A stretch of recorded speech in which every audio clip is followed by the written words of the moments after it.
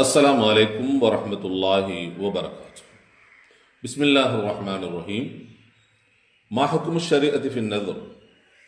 நேர்ச்சை பற்றி இஸ்லாமிய மார்க்கத்தில் என்ன சட்டம் இருக்கிறது என்பதாக கேள்வி கேட்டிருக்கிறார்கள். அந்த கேள்விக்கான பதிலை நாம் பார்க்கலாம். முதலில் நذர் என்று சொன்னால் என்ன என்பதை பற்றி தெரிந்து கொள்வோம். நذர் என்று சொன்னால் ஒரு மனிதன் அல்லாஹுக்காக இதை செய்வதாக எண்ணம் கொள்ளுதல், மனதில் உறுதி கொள்ளுதல், இதற்கு நذர்னு சொல்லுவாங்க. இமாம் அல் அஸ்ஃபஹானி ரஹ்மத்துல்லாஹி அவர்கள் தங்களுடைய அல் முஃப்ரதாத்துல் அல்ஃபாதுல் குர்ஆன், முஃப்ரதாத்து அல்ஃபால் குர்ஆன், குர்ஆனுடைய தனி வார்த்தைகளின் பற்றிய விளக்கம் என்று ஒரு நூலை எழுதியிருக்கிறார்கள். அந்த நூலில் நذர் என்பதற்கு அவர்கள் கொடுத்திருக்கக்கூடிய விளக்கம், அன் தூஜப அலா நஃப்ஸிக மா லைஸ பிவாஜிபின் லிஹுதூஸில் அம்ர். ஒரு மனிதன் தன் மீது எது கடமை இல்லையோ அந்த கடமை இல்லாத ஒன்றை கடமையாக ஆக்கிக் கொள்ளுதல். எதற்காக என்றால் ஒரு நிகழ்வு நடப்பதற்காக, ஒன்று நடப்பதற்காக. அப்போ கடமை இல்லாத ஒரு விஷயத்தை தன் மீது ஒரு மனிதன் கடமையாக ஆக்கிக் கொள்ளுதலுக்கு நذர்னு சொல்லப்படும் என்பதாக இமாம் அஸ்மானி ரஹ்மத்துல்லாஹி அவர்கள் சொல்லியிருக்கிறார்கள். அதற்கு ஆதாரமாக சூரத்து மரியம்ல வரக்கூடிய 26வது வசனத்தை குறிப்பிடுகிறார்கள்.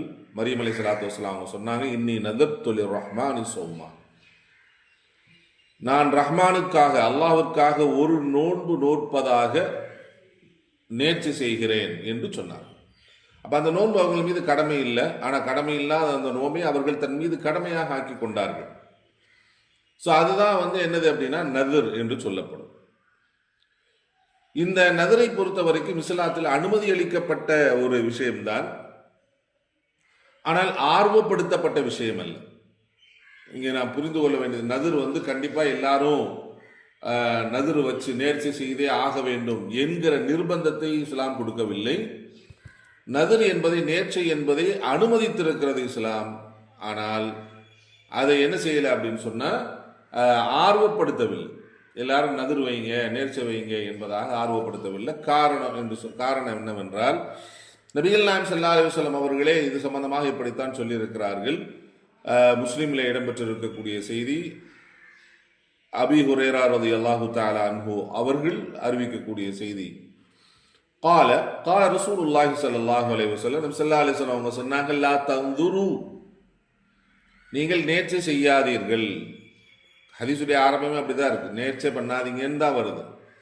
ஏன்னா فإن النذر لا يغني من القدر شيئا. நீங்க செய்யக்கூடிய நேர்ச்சையினால் அந்த நேர்ச்சை உங்களுக்கு எது விதிக்கப்பட்டிருக்கிறதோ அதை ஒன்றும் மாற்றி விடாது. எனக்கு இது நடந்துச்சுன்னா, அது நடந்துச்சுன்னா, எனக்கு இப்படி நடக்கணும் அப்படிங்கிறதுக்காக வேண்டிதான் நம்ம நேர்ச்சை வைப்போம்.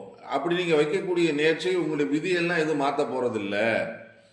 அப்புறம் எதுக்கு இந்த நேர்ச்சை என்பது அனுமதிக்கப்பட்டிருக்கிறது என்றால், என்னமா யஸ்தக்ரிஜு பிஹி மினல் பகீல், ஒரு கஞ்சத்தனம் உள்ளவனிடமிருந்து அவனது பொருளை வெளியாக்குவதற்கு தான் இந்த நேர்ச்சை என்பது அனுமதிக்கப்பட்டிருக்கிறது என்பதை சொன்னார்.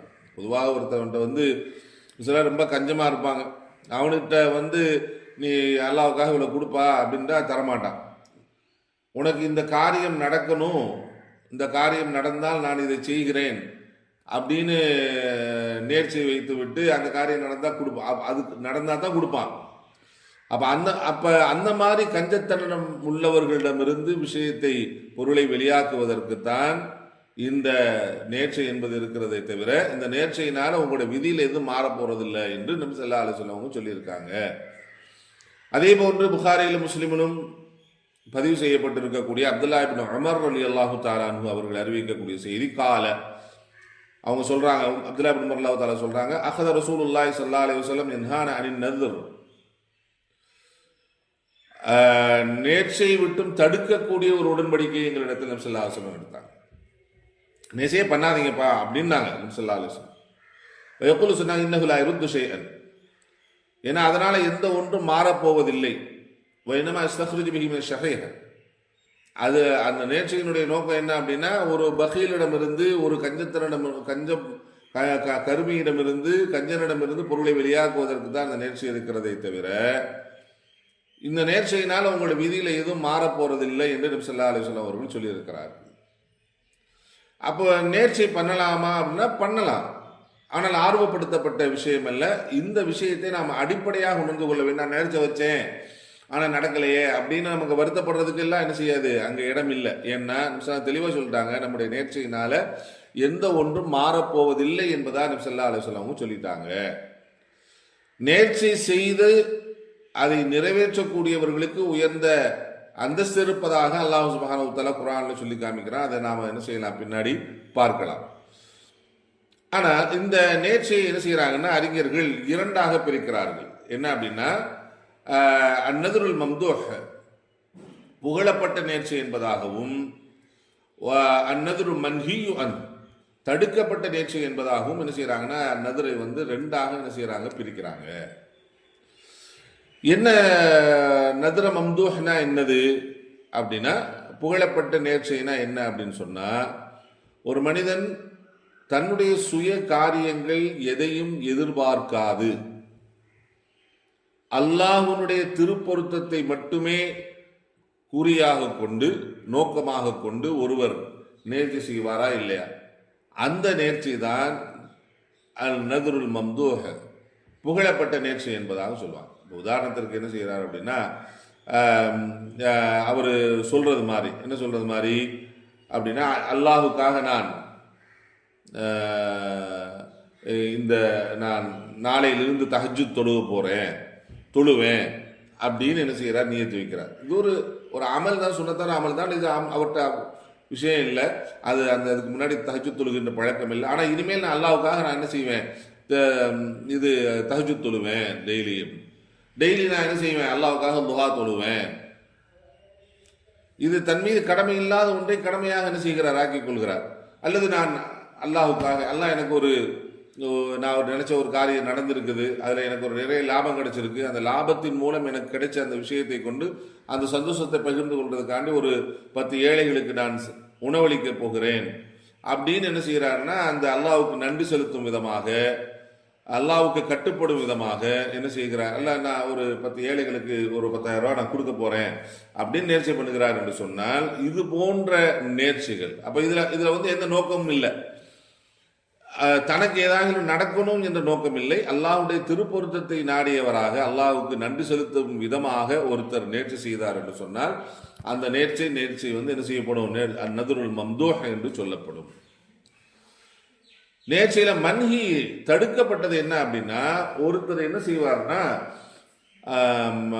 எனக்கு இந்த காரியம் நடந்தால் நான் அல்லாஹ்வுடைய பாதையில நான் இவ்வளவு தர்மம் பண்ணுவேன், எனக்கு இந்த காரியம், எனக்கு இந்த உடல்ல ஏற்பட்டிருக்கக்கூடிய நோய் நீங்குச்சுன்னா ஒரு 15 என்ன செய்வேன், ஒரு 10 ஏழைகளுக்கு உணவளிப்பேன் அப்படின்னு என்ன செய்வார்னா, தனக்கு ஏதாகிலும் ஒரு விஷயம் நடக்கணும் என்கிற அந்த விஷயத்தின் மீது தன்னுடைய நதுரை என்ன செய்வார், சம்பந்தப்படுத்துவார்.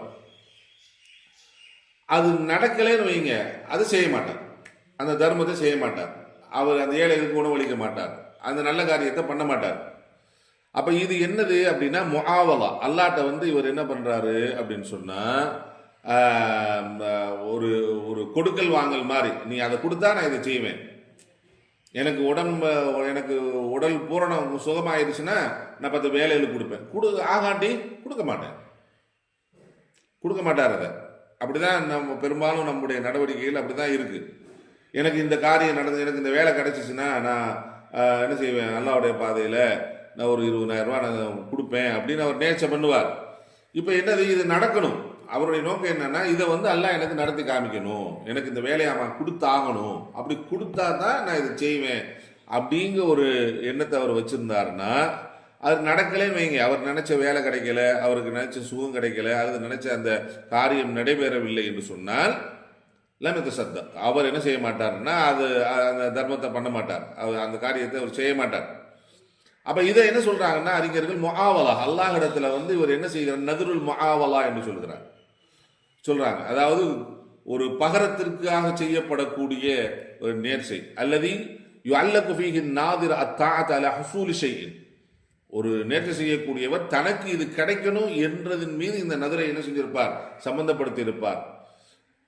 அதே நேரத்தில் லவ்லம் யஹ்சுல் லவ்லம் யஹ்சுல், அது நடக்காட்டி லம் யக்கும் பித்தா, அவர் நினைச்சதை என்ன செய்ய மாட்டார் அப்படின்னு சொன்னா அந்த தாகத்தை செய்ய மாட்டார். இதை என்ன இருக்கு அப்படின்னா ஹாதா மஹல்லு நஹி, இது தடுக்கப்பட்ட விஷயம். அல்லாஹ்ட்ட போய் நாம் என்ன செய்யறோம்னா அல்லாஹ்வை நிர்பந்தப்படுத்துறது மாதிரி, அல்லாஹ்கிட்ட ஒரு பேரம் பேசுறது மாதிரி இருக்கக்கூடிய இந்த நதிர் இருக்கு, இது மார்க்கத்தில் தடுக்கப்பட்ட நதிர் என்பதாக என்ன செய்யறாங்க அறிஞர்கள் குறிப்பிடுகிறார்கள். ஏதோ ஒரு வகையில் ஒருவேளை இதே தெரியாம ஒருத்தர் என்ன செய்கிறார் என்று சொன்னால், இப்படியே ஒருத்தர் நேர்ச்சை பண்ணிட்டாலும் சரி, அல்லது நாம் நதுர மம்தூஹ் என்ற அடிப்படையில் நேர்ச்சை பண்ணிட்டாலும் சரி, அது மார்க்கத்தில் அனுமதி அளிக்கப்பட்ட காரியமாக இருந்தால் கண்டிப்பாக அந்த நேர்ச்சியை நிறைவேற்றியே ஆக வேண்டும் என்று என்ன செய்கிறது இஸ்லாம் நமக்கு சொல்லுகிறது. அதை பற்றிய விஷயத்தை பார்ப்போம். நதுருன் ஜிஜிபில் வஃபா அபி, அவசியம் நிறைவேற்ற வேண்டிய நேர்ச்சி. என்னது அது? வஹுவ குல்லு நதுரின் கான ஃபி தாஅத்தில்லாஹி அஸ்ஸ வஜல்,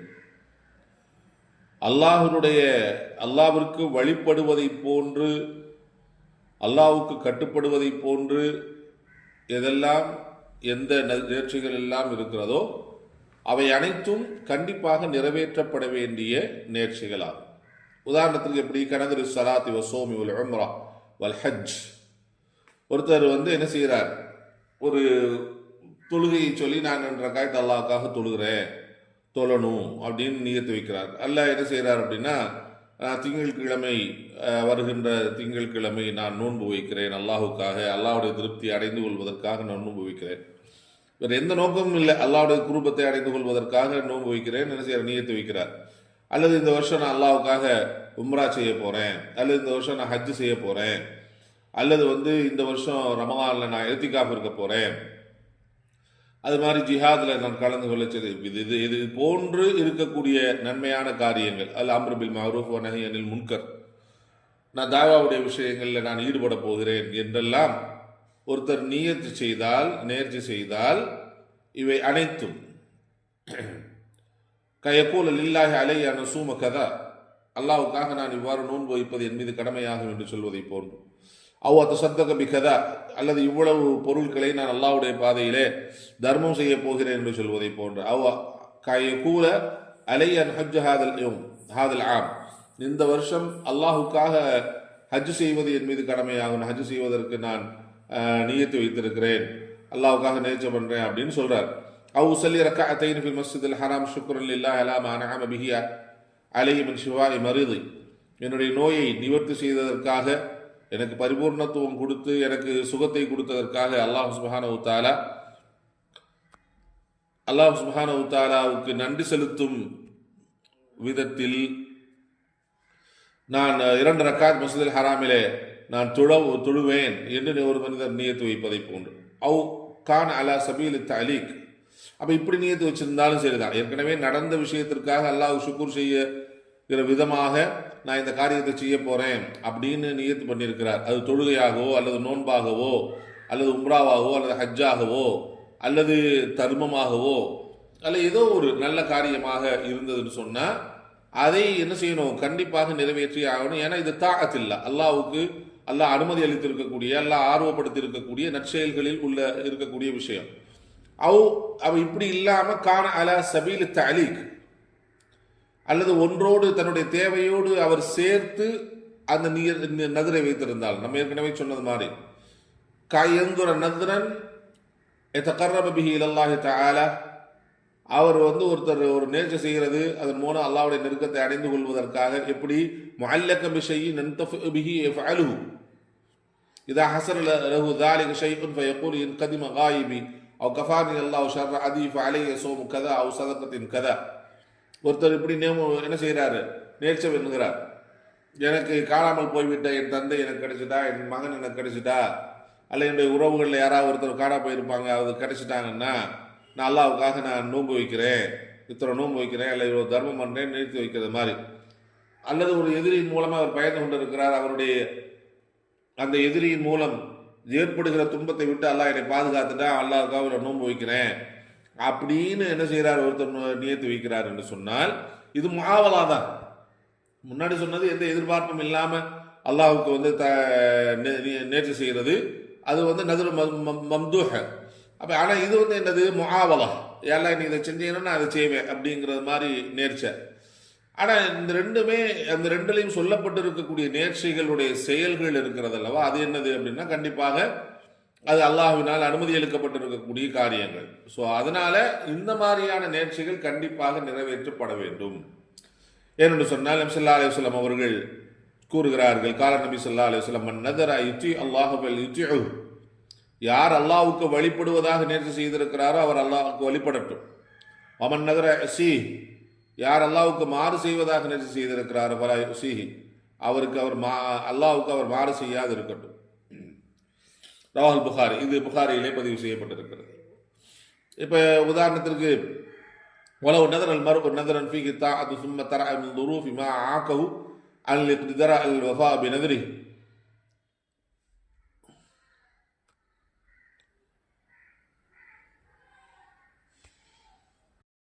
சரி, அடுத்ததாக ஒருத்தர் வந்து நேர்ச்சி செய்திருக்கிறார், அது தாஅத்துல்லாஹாக இருக்கிறது, அல்லாஹ்வினால் அனுமதி அளிக்கப்பட்ட, மார்க்கத்தில் அனுமதி அளிக்கப்பட்ட நேர்ச்சியாகவே அது இருக்கிறது. ஆனால் அந்த நேர்ச்சியை அவரால் நிறைவேற்ற முடியாத நிலைமைக்கு, ஒரு நிர்பந்தத்திற்கு அவர் உள்ளாகிவிட்டால் அப்போ அவர் என்ன பண்ணணும் என்று சொன்னால் கஃபாரத்துல் யமீன், அதாவது சத்தியம் செய்து அதை முறித்து விட்டால் அதற்கு என்ன பரிகாரமோ அந்த பரிகாரத்தில் ஏதாவது ஒன்று செய்து விட வேண்டும்.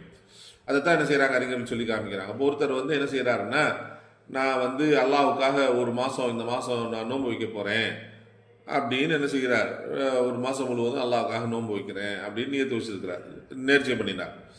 அல்லது இந்த ஆண்டு நான் உம்ராவுக்கு போகணும், இந்த மாதம் நான் உம்ராவுக்கு போகிறேன் அப்படின்னு என்ன செய்கிறாரு, அல்லாஹ்வுக்காக நியத்து பண்ணார். ஆனால் அவர் போக முடியாத அளவுக்கு அவருக்கு நோய் ஏற்பட்டு விட்டது, அல்லது ஏதோ ஒரு சில தங்கடங்கள் ஏற்பட்டு விட்டது, அந்த நாட்களும் கடந்து போகிறது மாதிரியான சூழல் ஆகிவிட்டது என்று சொன்னால் அப்போ இவர் என்ன செய்யணும் அப்படின்னு சொன்னால் கஃபாரத்துல் யமீன், சத்தியத்திற்குரிய அந்த சத்தியத்தை செய்து முறித்து விட்டால் என்ன பரிகாரம் செய்ய வேண்டுமோ அந்த பரிகாரத்தை செய்ய வேண்டும். இது சம்பந்தமாக இப்னு அப்பாஸ் ரலியல்லாஹு தஆலா அவர்களிடம் ஒரு செய்தி வந்திருக்கிறது. காலமன் நதர் லா யுதீகுஹு கஃபாரத்துல் யமீன், அதாவது ஒருத்தர் ஒரு நேர்ச்சி பண்ணினார், ஆனால் அந்த நேர்ச்சியை அவரால் நிறைவேற்ற முடியாத அளவுக்கு சக்தி இல்லாமல் போச்சுன்னு சொன்னால் கஃபாரத்துஹு, அவருடைய கஃபாரா, அதனுடைய கஃபாரா என்ன, கஃபாரத்துல் யமீன், சத்தியத்தை முறித்து விட்டால் என்ன பரிகாரம் செய்ய வேண்டுமோ அந்த பரிகாரத்தை செய்யணும் என்பதாக இப்னு அப்பாஸ் ரலியல்லாஹு தஆலா அவர்கள் கூறியிருக்கிறார்கள். இந்த செய்தி அபூதாவுதில் இடம்பெற்றிருக்கிறது. இமாம் இப்னு ஹஜர் அஸ்கலானி அவர்கள் தம்முடைய புலூகுல் மராமில் இந்த செய்தியை இஸ்னாதுன் சஹீஹ் என்பதாக கூறியிருக்கிறார்கள். அதே போன்று ஷேகுல் இஸ்லாம் இப்னு தைமியா அவர்கள் தம்முடைய ஃபத்தாவா அல் குப்ராவிலே இதா கஸதல் இன்சான் யன்துரு லில்லாஹி தஆலா, யாராகிலும் ஒருவர் அல்லாஹ்வுக்கு வழிபடுவதாக நேர்ச்சி செய்தால் ஃபஅலைஹி வஃபாஉ பிஹ், அவரின் மீது அதை நிறைவேற்றுவது கடமையாகும். ஆனால் அதே நேரத்தில் லாக்கின் இதா லம் யுவஃபா பின்னத்ரி லில்லாஹ், அல்லாஹ்வுக்காக நேர்ச்சை செய்த அந்த விஷயத்தை அவர் நிறைவேற்றவில்லை என்றால், அந்த மாதிரி ஒரு தங்கடங்கள் ஏதாவது கஷ்டங்கள் ஏற்பட்டு விட்டால் அலைஹி கஃபாரத்து யமீன். இந்த அக்ஸரு ஸலம், அதிகமான அறிஞர்களிடத்தில் ஈமானுக்குரிய தண்டன், ஈமான் அதாவது சத்தியம் செய்து முடித்து விட்டால் அதற்கு என்ன பரிகாரம் இருக்கிறதோ அந்த பரிகாரத்தை செய்யணும் என்பதாக என்ன செய்கிறாங்க ஷேகுல் இஸ்லாம் இப்னு தைமிய்யா ரஹ்மத்துல்லாஹி அவர்களும் தன்னுடைய ஃபத்தாவாவில் குறிப்பிட்டிருக்கிறார்கள். சரி, அப்போ அந்த சத்தியத்துக்குரிய அந்த கஃபாரா என்பது எது என்று சொன்னால் அல்லாஹ் சூரத்து மாயிதாவில் 89வது வசனத்தில் குறிப்பிடுகிறான். சத்தியத்தை பற்றி அல்லாஹ் சுப்ஹானஹு வ தஆலா சொல்லிட்டு சொல்றான், ஃபகஃபாரத்துஹு, ஒருவேளை அவர்கள் சத்தியத்தை முறித்து விட்டால் அதனுடைய பரிகாரம் என்னன்னு சொன்னால் இத்ஆமு 10 மசாகின் மின் அவ்ஸத்தின் மா துத்இமூன அஹ்லிக்கும், உங்களுடைய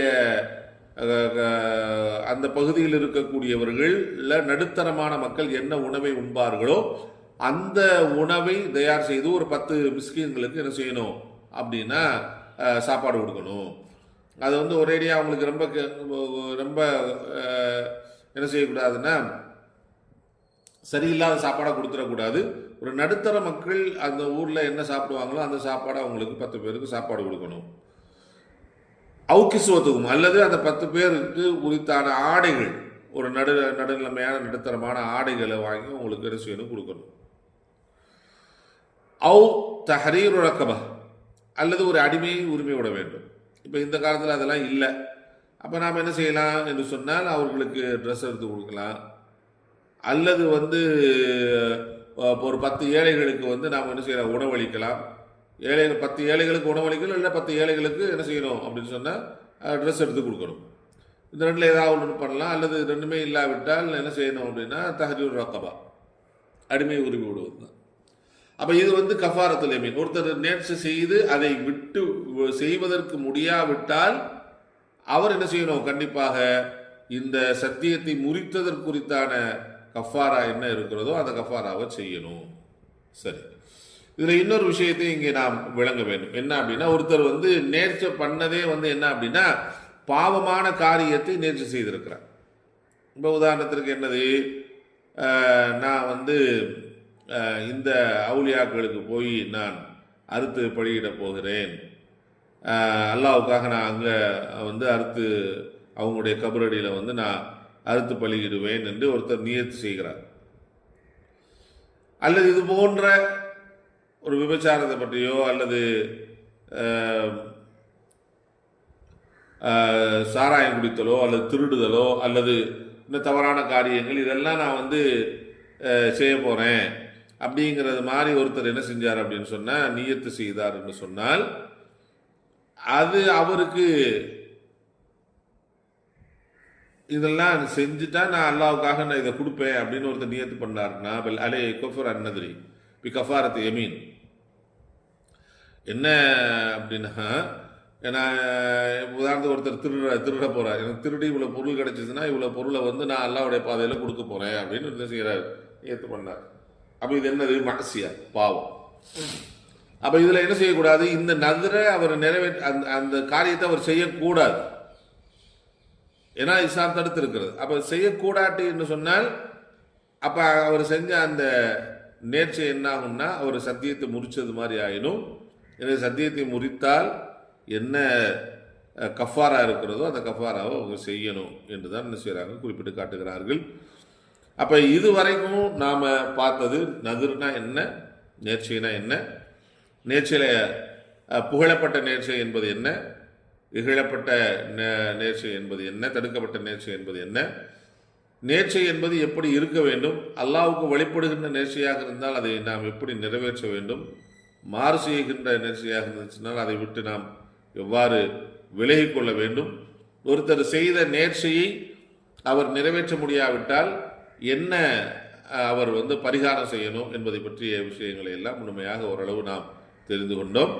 வல்லாஹ் அலம் பிஸ்ஸவாப். அஸ்ஸலாமு அலைக்கும் வரஹ்மத்துல்லாஹி வபரகாத்துஹு.